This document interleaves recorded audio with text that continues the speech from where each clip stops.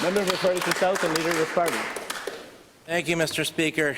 Mr. Speaker, yesterday we saw an unprecedented event in political history in this province, with 8 members of Cabinet and Caucus boycotting routine proceedings, boycotting question period, Mr. Speaker, and releasing a letter to the press indicating why and confirming that they did that intentionally because of the actions of the Premier.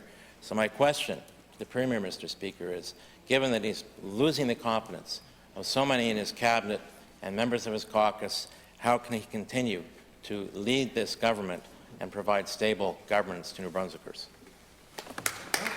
The Honourable Premier. Thank you for the question to the Leader, Mr. Speaker, through to the Leader of the Green Party. Yes, yesterday was an unfortunate situation, there's no doubt about it.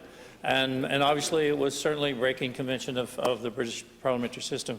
But tough issues, you know, do have tough discussions.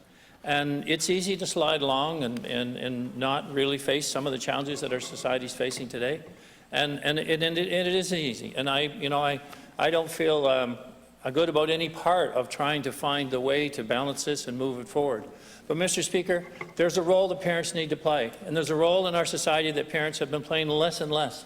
And interestingly enough, Mr. Speaker, it's amazing how many parents that I've heard from that didn't know anything about 713, had no idea what was happening in the schools. And you can say, well, that's just because they're not engaged. But, Mr. Speaker, we are finding a way to engage them with their child's future. And yes, it's tough, but tough decisions require an ability to deal with them, Mr. Speaker. Thank you. Member for Fredericton-South and Leader of his Party.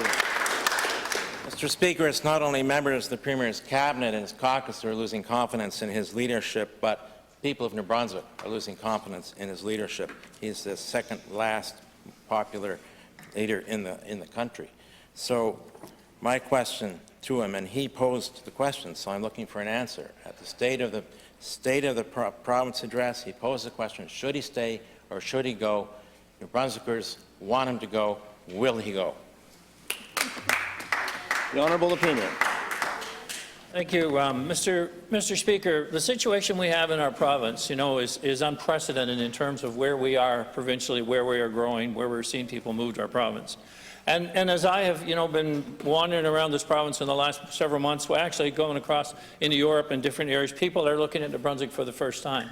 So while difficult decisions, as I just said, cause a lot of concern, you know, it's refreshing people to be having so many emails. I think I've got over 200-300. The minister has about 600, Mr. Speaker, of parents saying, finally there's a discussion about the role of parents. Finally, there's an interest in seeing them play a role and understand what's happening in the school system. Mr. Speaker, in this last year, per capita, we've had the largest exodus of our school system to private schools. Now, we've had an increase in population in schools because of the influx of new people. But, Mr. Speaker, there's a trend happening. And why is it happening? Because parents are moving away from our public system. We can do better, Mr. Speaker.